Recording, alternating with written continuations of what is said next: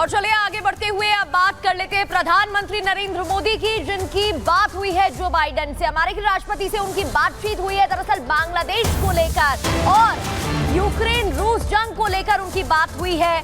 शांति प्रस्ताव, साथ ही शांति कैसे बनाए जाए इसको लेकर उन्होंने बात की है। तो जो बाइडेन ने पीएम मोदी से फोन पर बात की, इसकी जानकारी उन्होंने ट्विटर पर भी दी। पीएम मोदी से बांग्लादेश के मुद्दे पर बात हुई है, दोनों की यूक्रेन मुद्दे को लेकर भी बात हुई है और हिंदुओं पर हो रहे अत्याचार को लेकर बात हुई है। जो बाइडेन ने एक्स प्लेटफॉर्म पर ट्वीट कर इसकी जानकारी साझा की है।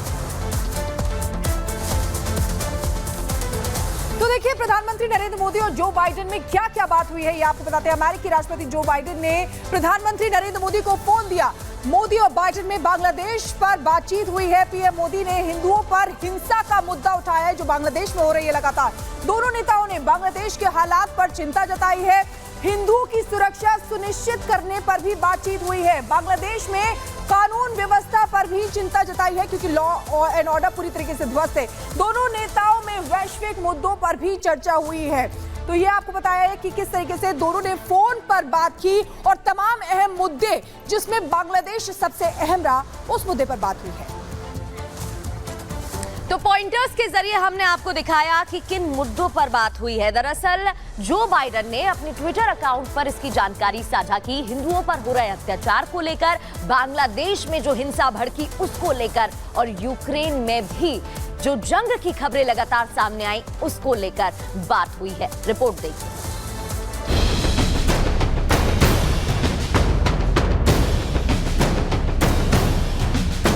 प्रधानमंत्री नरेंद्र मोदी जब यूक्रेन के दौरे पर गए थे तो पूरी दुनिया की उन पर नजर थी। सबको उम्मीद थी कि पीएम मोदी वहां से युद्ध विराम का संदेश लेकर आएंगे। उनके लौटते ही सोमवार को पीएम मोदी के सबसे पहले बात अमेरिकी राष्ट्रपति जो बाइडेन से हुई। पीएम मोदी और अमेरिका के राष्ट्रपति जो बाइडेन के बीच फोन पर बातचीत हुई। दोनों नेताओं ने द्विपक्षीय संबंधों पर लंबी चर्चा की। इस बीच ये भी बताया गया कि पीएम मोदी और अमेरिकी राष्ट्रपति के बीच रूस यूक्रेन युद्ध को लेकर बातचीत हुई। पीएम मोदी के यूक्रेन से लौटने के बाद जो बाइडेन से बातचीत के अलग कूटनीतिक मायने हैं। इस बातचीत के बाद पीएम मोदी ने एक्स पर लिखा, अमेरिकी राष्ट्रपति जो बाइडेन से फोन पर बात की। हमने यूक्रेन की स्थिति सहित विभिन्न क्षेत्रीय और वैश्विक मुद्दों पर विस्तार से विचार विमर्श किया। मैंने शांति और स्थिरता की शीघ्र वापसी के लिए भारत के पूर्ण समर्थन को दोहराया। हमने बांग्लादेश की स्थिति और वहां बंगाली हिंदू अल्पसंख्यकों की सुरक्षा पर भी चर्चा की। बांग्लादेश के मुद्दे पर दोनों देशों के बीच इसलिए चर्चा भी अहम है क्योंकि कहा जा रहा है कि बांग्लादेश में जो कुछ हुआ उसके लिए अमेरिका जिम्मेदार है। ब्यूरो रिपोर्ट और रिपब्लिक भारत।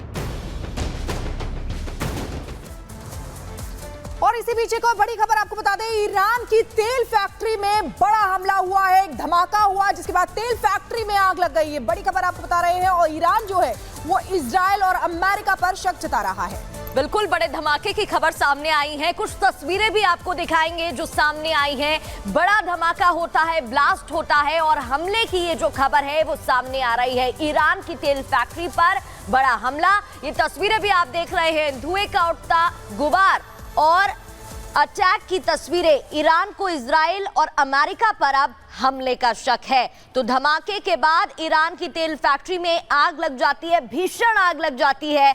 इसके बाद ईरान को शक है इजराइल और अमेरिका पर कि उन्होंने ये अटैक करवाया है।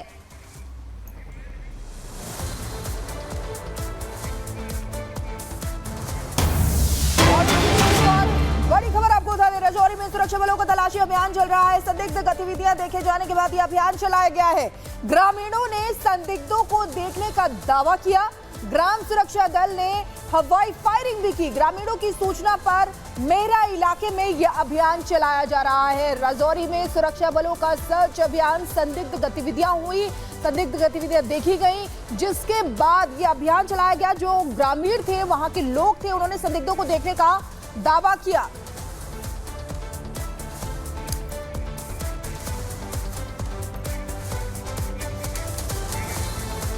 तो ये बड़ी खबर आपको बता रहे हैं कि इस तरीके से ये अभियान चलाया जा रहा है सुरक्षा बलों की तरफ से।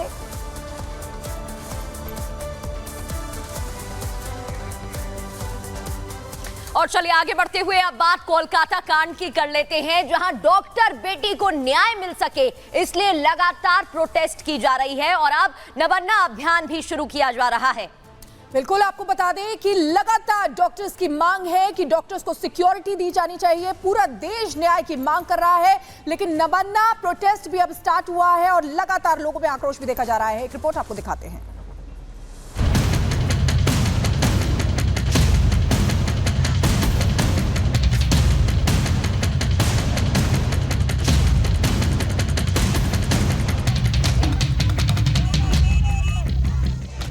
कोलकाता में ट्रेनी डॉक्टर से दरिंदगी मामले में न्याय की मांग को लेकर देश गुस्से में है। जांच कर रही सीबीआई की टीम भी फुल एक्शन मोड में है और टीएमसी टेंशन में। शायद यही वजह है कि इन गंभीर मामलों पर भी सियासत करने से पीछे नहीं हट रही। डॉक्टर बेटी की हत्या मामले में न्याय दिलाने की मांग को लेकर नबान रैली का आयोजन है। छात्र समाज के अभियान का मकसद पीड़िता के परिवार को न्याय दिलाने में रही ममता सरकार से इस्तीफे की मांग है, लेकिन इस रैली से पहले बीजेपी और टीएमसी अब आमने सामने हैं। जिस तरीके से का बैरिकेडिंग किया गया है, जैसा लग रहा है कि कभी कलकत्ता में कोई युद्ध होने वाला है, कोई वार जोन है। शांतिपूर्ण जो भी आंदोलन होगा, जो सुप्रीम कोर्ट द्वारा कहा गया है कि ऐसे किसी भी आंदोलन को कोई भी सरकार रोक नहीं सकती, ऐसे हर आंदोलन को, कोई भी पार्टी का भी आंदोलन हो, उसको बीजेपी का सपोर्ट है। Chief minister Abhishek Banerjee, both of them condemned, सब निंदा किया है, फांसी मांगा है, अरेस्ट किया है कोलकाता पुलिस।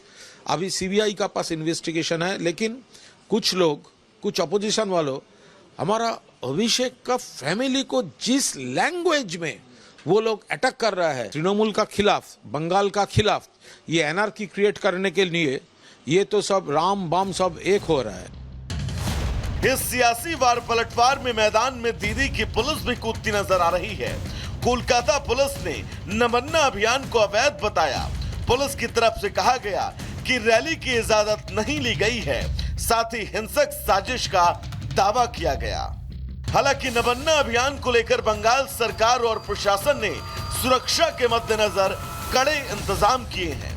पुलिस का 3 लेयर सुरक्षा घेरा होगा, सीसीटीवी से निगरानी रहेगी, चप्पे चप्पे पर पुलिस बलों की तैनाती होगी, 19 पॉइंट पर बैरिकेड्स लगाए गए हैं। इन सियासत के बीच देश की सबसे बड़ी जांच एजेंसी इस जघन्य कांड की कड़ियों को जोड़ने में जुटी है। ताबड़तोड़ पूछताछ, मामले से जुड़े हर किरदार से सवाल जवाब कर रही है। अभी जांच के घेरे में मुख्य आरोपी के तौर पर संजय रॉय है। वहीं प्रिंसिपल संदीप घोष पर एफआईआर दर्ज हो चुकी है। ट्रेनी डॉक्टर अर्का और सौमित्र, इंटर्न शुभदीप के साथ ही अस्पताल कर्मचारी गुलाम पर भी सीबीआई की नजर है। ये वो 6 किरदार हैं जो इस कांड की अहम कड़ियां हैं, जो रेप और हत्याकांड का चक्रव्यूह तोड़ सारे राज से पर्दा उठा सकते हैं। Bureau report, Republic Bharat.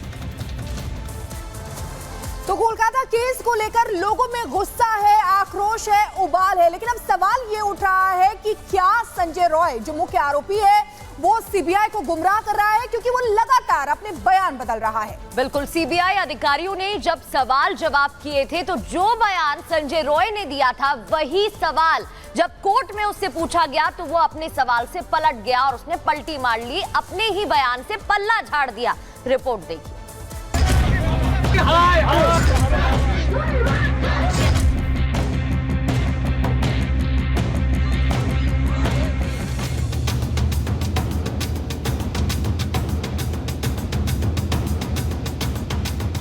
Kolkata rape और मर्डर का आरोपी संजय रॉय सीबीआई को गुमराह कर रहा है।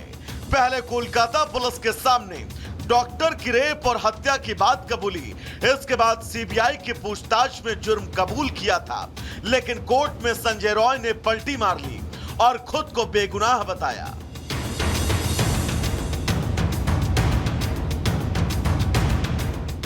जहाँ तक कलकत्ता रेप और मर्डर केस का सवाल है, इसमें कलकत्ता पुलिस ने पहले ही एक आदमी को गिरफ्तार कर लिया है कि क्या वो इस केस में इन्वॉल्व है या नहीं है, और यदि इन्वॉल्व है तो क्या वो अकेला इन्वॉल्व है या उसके कोई साथ और भी दूसरे हैं।